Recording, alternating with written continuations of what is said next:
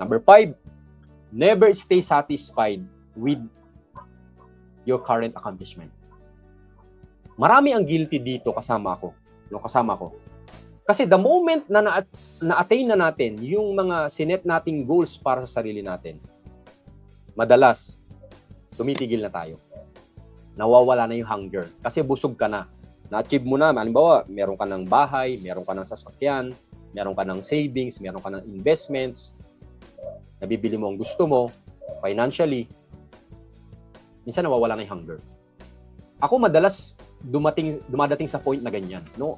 At a certain point ng particular month or day, especially kung frustrated ka. Dumadating ka sa point na ganyan na halimbawa, meron kang, sa akin na lang, personally, kwento ko sa inyo, no?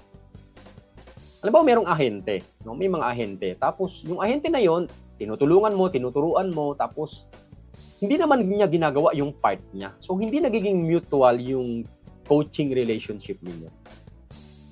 Tapos, yung ahente na yun, napuprostrate ka kasi hindi nagkakaroon ng results dahil hindi naman niya ginagawa kung ano yung dapat niyang gawin. Kaya minsan meron kang tendency na, gagawin ko pa ba ito? Tuturuan ko pa bang ahente? Magtuturo pa ba ako sa mga ahente?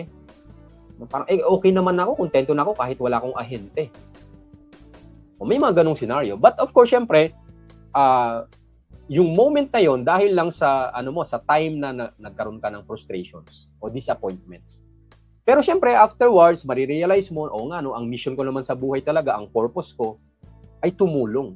'Di ba? Kumbaga mas maipakita sa kanila, mai-demonstrate sa kanila, maipa-realize sa kanila na kailangan rin nilang magtagumpay sa buhay at ikaw yung katulong nila. Kasi kung alam nila yung journey, alam nila yung pagdadaanan nila, edi sana matagumpay na rin sila. Hindi nga nila alam. At yun ang role mo. No? Para ipaalam sa kanila. So, the moment na-realize ko yun, okay, balik na naman ulit tayo doon sa ating mission and purpose. So, it's normal, no? At sabi nga dito, no, ito, hindi ko ito makakalimutan talaga sa mga binasa ko. No?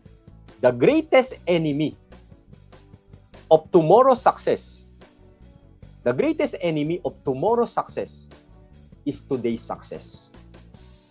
Yung tagumpay ngayon, ang kalaban ng tomorrow's success. Halimbawa, nakahit ka ngayon ng quota mo, nakahit ka ngayon ng certain level of success mo ngayon. Nagka-award ka, ganyan-ganyan. Sobrang saya mo.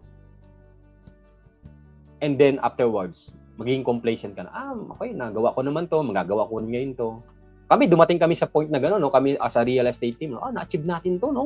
Grabe, na-double natin yung ating performance. Tapos, afterwards, naging kampante na kasi, kumbaga, naniniwala ka na ganun ulit yung mangyayari. Pero, hindi pala yung ginawa mo dati na nag-arrive ka sa ganitong certain accomplishment at kung uulitin mo yun, pwedeng hindi na mangyari yung magiging outcome mo. Kasi nga, nagbabago. Nagbabago ang technology, nagbabago ang mga strategies, nagbabago yung mga marketing platforms. Maraming nagbabago. At yung ginagawa mo dati, pwedeng hindi na nag-work ngayon. Kaya nga sa mga medyo mas oldies na natin, no, na nasa sales, no, hindi nakapag-adapt ng technology. Dati nung araw, sobrang dami nilang benta. Ang lakas nilang bumenta sa kanilang strategy nung araw. Pero ngayon, hindi na nag-adapt ng strategy, napag-iwanan. May mga ganon, no? Kaya kung hindi ka mag-a-adapt sa current technological advancement, pwede ka mapag-iwanan.